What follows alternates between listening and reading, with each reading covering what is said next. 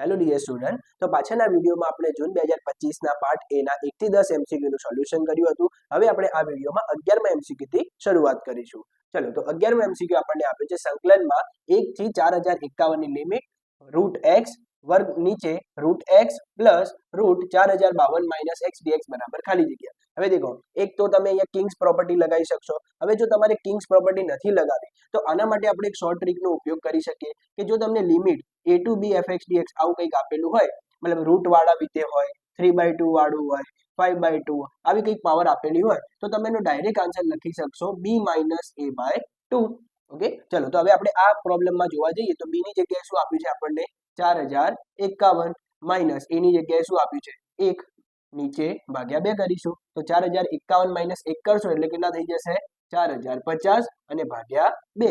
4050 ભાગ્યા 2 કરશો એટલે જવાબ કેટલો થઈ જશે 2025. તો કરેક્ટ ઓપ્શન કયો થશે આપણો ઓપ્શન સી. ઓકે, ચલો 12મો એમસીક્યુ આપણને આપ્યો છે સંકલનમાં 0 to 4 માનાંકમાં x + 1 dx બરાબર ખાલી જગ્યા. હવે દેખો, માનાંક તમને ઇફેક્ટ ક્યારે કરશે, અસર ક્યારે કરશે? તો દેખો, આ લિમિટ આપણને શું આપી છે 0 to 4. હવે દેખો, માનાંક x + 1. હવે જો તમે x + 1 નો ગ્રાફ બનાવશો તો આ પોઈન્ટ આપણું હશે -1. તો -1 થી એ વી શેપમાં આગળ જતું તમને દેખાશે, કારણ કે આ વિધિ 0 ક્યારે થશે જ્યારે x ની કિંમત -1 હશે.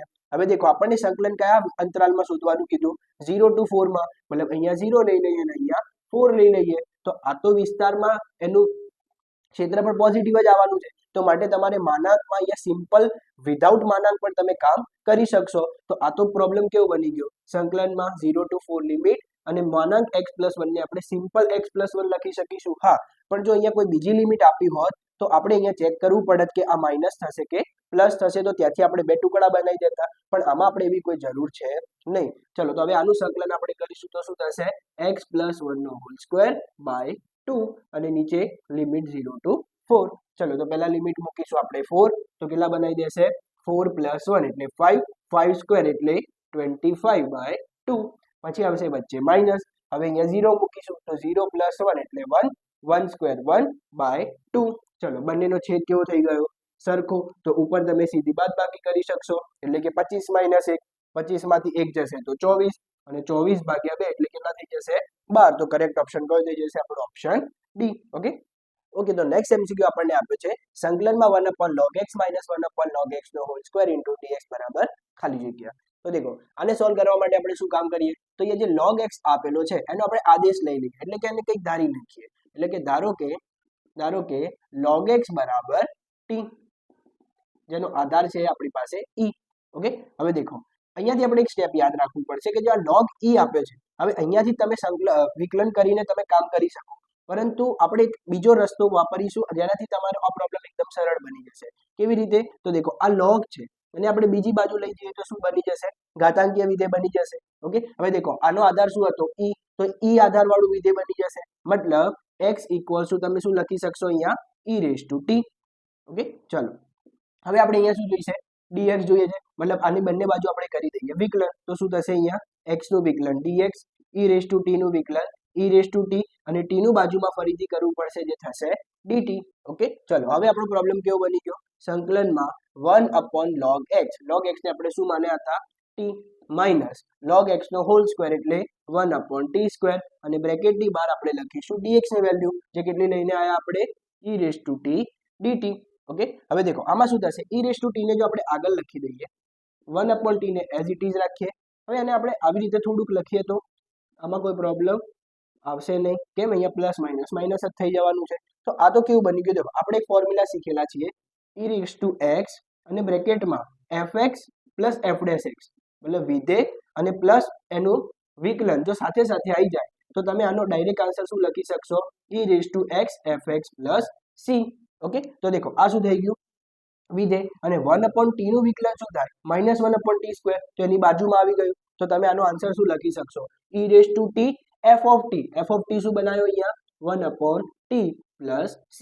પરંતુ આપણે તો આન્સર શેમાં આપ્યો છે x માં. ચલો, તો હવે ચેન્જ કરીશું, e⁻t ની જગ્યાએ તમે શું લખી શકશો અહીંયા x લખી શકશો અને t ની એઝમ્પશન શું હતી આપણે અહીંયાથી દેખીશું તો log x. તો આન્સર કયો થઈ ગયો આપણો x/log x + c, જે કયા ઓપ્શનમાં દેખાશે આપણને ઓપ્શન બી માં. ઓકે, ઓકે, તો નેક્સ્ટ એમસીક્યુ આપણને આપ્યો છે સંકલનમાં tan ઇનવર્સ વર્ગમૂળમાં 1 minus cos x upon 1 plus cos x dx બરાબર ખાલી જગ્યા. જ્યાં હવે દેખો આ એક ઇમ્પોર્ટન્ટ કન્ડિશન તમને આપેલી છે, એ તમને હમણાં બતાવીશું આપણે કે ક્યાં આગળ મદદ લાગશે તમને. ચલો, તો સૌ પહેલા દેખો આ બે સૂત્રો તમને આવડવા જોઈએ. sin સ્ક્વેર x એટલે 1 માઇનસ cos 2x બાય 2 અને cos સ્ક્વેર x એટલે 1 plus cos 2x by 2. Okay, ચલો હવે જો અહીંયા x હતો તો અહીંયા 2x હતો, x હતો તો અહીંયા 2x હતો. તો જો અહીંયા x હશે એટલે મતલબ આ જે એંગલ છે એના કરતા અડધો એંગલ આ હોવો જોઈએ. ઓકે, તો આપણા કેસમાં શું આપેલું છે x, તો અહીંયા શું થઈ જશે x બાય 2. તો હવે તમે અહીંયા શું લખી શકશો tan ઇનવર્સ વર્ગમૂળની અંદર 1 માઇનસ cos x ને આપણે શું લખી શકીએ 2 sin સ્ક્વેર x બાય 2 અને નીચે 1 પ્લસ cos x ને શું લખી શકશો 2 cos square x by 2 dx. અહીંયા 2 થી 2 ઉડી જશે, sin square upon cos square એટલે શું બનાવી દેશે ત્યાં આગળ tan સ્ક્વેર x બાય 2. હવે દેખો મોટા ભાગના સ્ટુડન્ટ અહીંયા જ મિસ્ટેક કરશે કે હવે tan સ્ક્વેર અને એનું રૂટ આપેલું તો તમે બધા ડાયરેક્ટ અહીંયા સ્ક્વેર થી સ્ક્વેર રૂટ કેન્સલ કરી દેશો, પણ ત્યાં આગળ તમારી ભૂલ થશે. તો અહીંયા તમારે ધ્યાન શું રાખવાનું, તો જ્યારે વર્ગમૂળમાં x સ્ક્વેર આપેલો હોય તો તમે એને હંમેશા શું લખી શકો માનાંકની અંદર x, મતલબ આ શું થઈ જશે માનાંકમાં tan x બાય 2. હવે જે પ્રમાણે તમને ખબર છે કે માનાંક હંમેશા બે કિંમતો ધારણ કરતો હોય છે, તો હવે આપણે પ્લસ લેવી કે માઇનસ લેવી એના માટે આપણે આને પૂછીશું x બાય 2. ઓકે, હવે દેખો x ની લિમિટ આપણને શું આપી છે 0 ટુ પાઈ. હવે દેખો આપણે શેની જરૂર છે x બાય 2 ની, તો બધાને આપણે 2 થી ભાગી નાખીએ તો શું થશે અહીંયા 0 less than x by 2 less than pi by 2. તો x બાય 2 કયા ચરણમાં ગયો પહેલા ચરણમાં. હવે પહેલા ચરણમાં બધા ત્રિકોણમિતિય ગુણોત્તરો કેવા હોય છે પોઝિટિવ, તો હવે તમે આ માનાંકને પ્લસ તરીકે છોડી શકશો. હવે જો તમને એવું નથી આપ્યું ત્યાં આગળ લિમિટમાં તો તમારે બંને કેસ કન્સિડર કરીને કામ કરવું પડશે. ઓકે, તો અહીંયા શું થઈ જશે tan inverse of tan x by 2 into dx. હવે તમે tan ઇનવર્સ થી tan ને કેન્સલ કરી શકશો તો શું બચ્યું આપણી પાસે x બાય 2 dx. હવે 1 બાય 2 કોન્સ્ટન્ટ ને બહાર લઈ લઈએ તો x નું સંકલન શું થઈ જશે x square by 2 plus c. તો આને સાદું રૂપ આપીને લખી દો તો શું થઈ જશે x square by 4 plus c. તો કરેક્ટ ઓપ્શન કયો આવશે ઓપ્શન એ. ઓકે, તો નેક્સ્ટ એમસીક્યુ આપણને આપ્યો છે સંકલનમાં x sin 3x dx બરાબર x બાય a cos 3x plus b sin 3x plus c. તો a ઇન્ટુ b બરાબર ખાલી જગ્યા. હવે દેખો આને સોલ્વ કરવા માટે આનું સંકલન તમને બાજુમાં દેખાય છે પણ અહીંયા a અને b ને તમને અનનોન કહી દીધા છે. તો હવે દેખો આપણે કેવી રીતે કામ કરીશું, તો આનું સંકલન કરવું પડશે. આના સંકલન માટે તમે ખંડસર સંકલનનો નિયમ વાપરી શકો, પરંતુ જો તમારે એવું નથી કરવું તો આપણે અહીંયા લેબનીઝ રૂલનો ઉપયોગ કરી શકીશું. કેવી રીતે, તો દેખો અહીંયા આ બંને વિધેયને જો આપણે અલગ અલગ રાખીએ તો x એવું વિધેય છે કે તમે આગળ જતા જો એનું વિકલન કરતા જાઓ તો એ 0 બની જશે. તો અહીંયા આપણે એક વિધેયને વિકલનમાં રાખીશું અને બીજા વિધેયને સંકલનમાં રાખીશું. ચલો, તો અહીંયા શું આપ્યું છે આપણને વિધેય x, તો x ને હું વિકલનમાં રાખીશ અને sin 3x ને સંકલનમાં રાખીશ. ઓકે, તો હવે x નું વિકલન કરો તો કેટલું થશે 1 અને 1 નું ફરીથી વિકલન કરશો તો કેટલું બનાવી દેશે 0. ઓકે, ચલો હવે sin 3x નું સંકલન કરશો તો શું થશે માઇનસ cos 3x અને અહીંયા જે ત્રણ ગુણાકારમાં છે એને તમારે નીચે ભાગી દેવા પડશે. ઓકે, ચલો હવે cos નું સંકલન કરશો ફરીથી તો શું થશે sin અને માઇનસ હતા એમના એમ, તો માઇનસ sin 3x અને આ ત્રણને નીચે ફરીથી ભાગવા પડશે તો શું થઈ જશે અહીંયા 9. હવે તમારે કરવાનું અહીંયા ક્રોસમાં મલ્ટિપ્લિકેશન અને નિશાની આપવાની પ્લસ માઇનસ. ઓકે, ચલો તો હવે અહીંયા બંનેનો ગુણાકાર કરીશું તો કેવું થશે પદ minus x cos 3x by 3 અને અહીંયા શું થઈ જશે માઇનસ માઇનસ પ્લસ અને એક જોડે ગુણાશે તો પદ એમના એમ એટલે કે sin 3x બાય 9 અને પ્લસ કરી દઈશું કોન્સ્ટન્ટ c.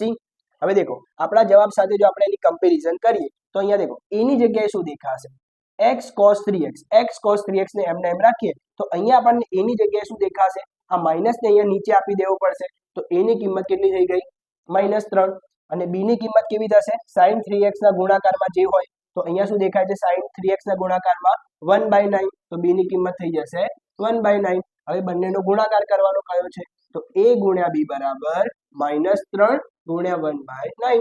તો અહીંયા કેન્સલ કરી દેશો તો શું થઈ જશે અહીંયા 3 તો -1/3. તો કરેક્ટ ઓપ્શન કયો થશે ઓપ્શન ડી.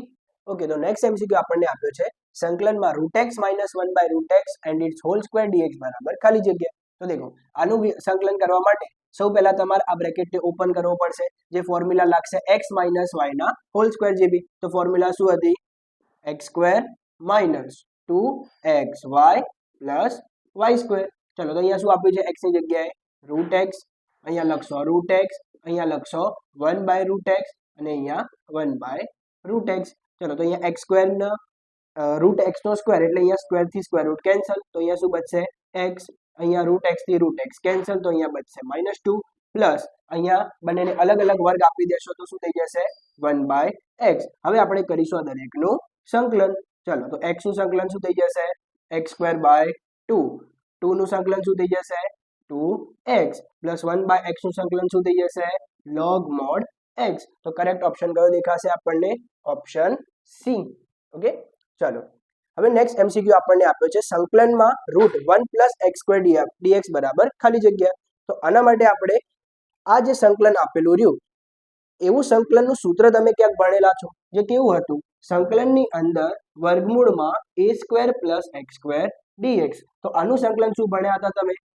x/2 જે પદ આપ્યું છે એમના એમ પ્લસ અહીંયા આવશે a²/2, પછી અહીંયા આવશે log mod x પ્લસ જે રૂટ આપ્યું છે એમના એમ અને પ્લસ c. તો હવે આપણે આ પદ આપેલું છે એની જોડે કમ્પેરિઝન કરો તો એની જગ્યાએ શું આપ્યું છે તમને? અહીંયા 1. તો હવે દેખો x/2 અહીંયા થઈ જશે 1 + x², પછી અહીંયા શું થશે? એની જગ્યાએ 1 અને 1² તો 1²/2 એટલે 1/2 અને log x plus x² plus 1 થઈ જશે. તો એવો કયો ઓપ્શન દેખાશે આપણને? Option A. ઓકે ઓકે, તો નેક્સ્ટ એમસીક્યુ આપણને આપ્યો છે વક્ર y = tan x, x અક્ષ અને રેખાઓ x = 0 અને x = π/4 વડે આવૃત પ્રદેશનું ક્ષેત્રફળ બરાબર ખાલી જગ્યા. હવે દેખો આપણને x = 0 અને x = π/4 વચ્ચે કામ કરવાનું કીધું છે. હવે જો આપણે થોડીક માનસિક બુદ્ધિ દોડાઈએ તો અહીંયા કેવું થશે? tan x 0 to π/4 માં ક્યાંય માઇનસ તો થવાનું નથી. તો તમે જ્યારે આવું કોઈ વિધેય તમને દેખાઈ જાય કે તમને આપેલ સીમાઓમાં માઇનસ ના થતું હોય તો તમારે ડાયરેક્ટ એ વિધેયનું સંકલન કરી દેવાનું અને જે લિમિટ આપી હોય એમને મૂકી દેવાની. તો ક્ષેત્રફળ બરાબર શું થશે? લિમિટ કેવી આપી આપણને? 0 to π/4 અને y ની કિંમત શું આપી? tan x અને એનું સંકલન કરી દઈશું આપણે x ની સાપેક્ષે. ચલો તો tan x નું સંકલન શું થશે? તો tan x નું સંકલન થશે log mod sec x. Okay, અહીંયા બેઝ આવશે e અને લિમિટ કેવી આપી છે આપણને? 0 to π/4. ઓકે, ચલો તો અહીંયા મૂકીશું આપણે પહેલા ઉપરની લિમિટ એટલે શું થશે? log sec π/4 અને sec π/4 ની કિંમત કેટલી થશે? વર્ગમૂળની અંદર 2 અને પછી મૂકીશું માઇનસ બીજી લિમિટ એટલે કે 0. તો sec 0 કેટલા થશે? 1 અને log અહીંયા આવશે એન્ટ્રી 1. હવે જે પ્રમાણે તમે જાણો છો કે ભાઈ log 1 કેટલા થઈ જશે? 0. તો આન્સર કયો બચવો જોઈએ આપણે? log √2. પરંતુ એવો આપણને કોઈ ઓપ્શન દેખાતો નથી. તો હવે કેવું કામ કરીશું? log 2 ને તમે શું લખી શકશો? log 2/1/2. તમે લોગના પાસે શું પ્રોપર્ટી છે કે જે ઘાત હોય તમે એને આગળ લઈ શકશો. તો આન્સર શું થશે? 1/2 log 2. તો એવો કયો ઓપ્શન દેખાશે આપણને? Option B.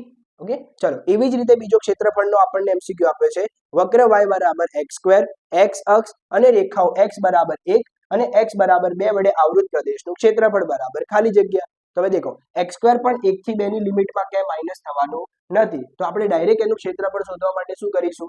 સંકલન. મતલબ 1 થી 2 ની લિમિટ લઈશું અને y ની જગ્યાએ આપ્યું છે આપણને x² અને એનું સંકલન કરીશું x ની સાપેક્ષે. ચલો તો x² નું સંકલન કેટલું થઈ જશે? x³/3 અને લિમિટ 1 to 2. ચલો તો પહેલા અહીંયા 2 મૂકીશું તો એ કેટલો થશે? 2 નો ઘન એટલે કેટલો થઈ જશે? 8 અને નીચે 3 હતા એમના એમ. હવે આવશે વચ્ચે માઇનસ અને પછી મૂકીશું નીચેની લિમિટ એટલે અહીંયા 1 નો ઘન, 1 નો ઘન થઈ જશે 1 અને નીચે આવશે 3. ચલો તો બંનેનો બેઝ કેવો થઈ ગયો? સેમ. તો એને એક વખત લખીશું અને ઉપર ડાયરેક્ટ બંનેની બાદબાકી. તો 8 માંથી 1 જશે તો કેટલા બચશે? 7. તો કરેક્ટ ઓપ્શન કયો થશે આપણો? Option B. ઓકે, તો નેક્સ્ટ એમસીક્યુ આપણને આપ્યો છે વર્તુળ x² + y² = a² તથા ઉપવલય 4x² + 9y² = 1 ના ક્ષેત્રફળનો ગુણાકાર 6π². તો એ બરાબર ખાલી જગ્યા. તો હવે દેખો પહેલા આપણને બંને વર્તુળ અને ઉપવલયના ક્ષેત્રફળની વાતો કરી છે. તો હવે દેખો વર્તુળનું ક્ષેત્રફળ તો તમે જાણો છો કે ભાઈ πr² થાય, પરંતુ અહીંયા આપણને ત્રિજ્યા શું આપી છે? એને a આપી છે. તો વર્તુળના ક્ષેત્રફળને આપણે a1 નામ આપીએ તો a1 કેટલું થશે? અહીંયા πa². હવે દેખો ઉપવલયના ક્ષેત્રફળનું સૂત્ર આપણે અહીંયા નીચે લખીને આપ્યું છે કે a = πab. હવે a અને b લાવવા માટે ઉપવલયનું સમીકરણ એના પ્રમાણિત સ્વરૂપમાં આવવું જોઈએ, પરંતુ અહીંયા આપણને કેવું આપ્યું છે? અહીંયા 4x² + 9y² = 1. તો હવે આપણે 4 ને શું લખી શકીએ? આના x² ના છેદમાં લઈ જવો પડશે એટલે કેટલો બની જશે 1/4 + y² / 1/9 = 1. તો આ જે વેલ્યુ બની એ કેવી બની ગઈ આપણી a² = 1/4 અને આ વેલ્યુ કઈ થઈ જશે આપણી b² = 1/9. તો અહીંયાથી આપણે a ની વેલ્યુ કન્સિડર કરીશું 1/2 અને b ની વેલ્યુ કન્સિડર કરીશું આપણે 1/3. ઓકે, ચલો હવે આપણે આના ક્ષેત્રફળની વાત કરી છે તો ક્ષેત્રફળ એટલે પાઈ ગુણ્યા ab.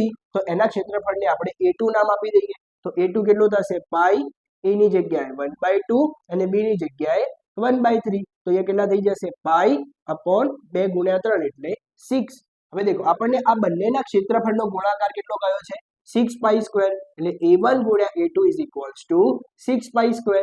ચલો a1 કેટલું લાયા આપણે પાઈ a² અને a2 કેટલું લાયા આપણે પાઈ/6 = 6π².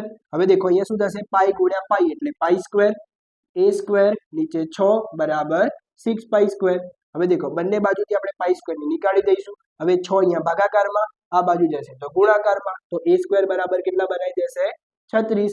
તો અહીંયા a ની કિંમત કેટલી થઈ જશે ±6. હવે બધા તમે કરીને આવશો ઓપ્શન બી ને કરેક્ટ. પરંતુ અહીંયા દેખો એ શું કહ્યો છે આપણને વર્તુળની ત્રિજ્યા, અને ત્રિજ્યા કોઈ દિવસ માઇનસ હોતી નથી, માટે a ની કિંમત આપણે કઈ સ્વીકારીશું +6. તો કરેક્ટ ઓપ્શન કયો થશે આપણો ઓપ્શન ડી. ઓકે.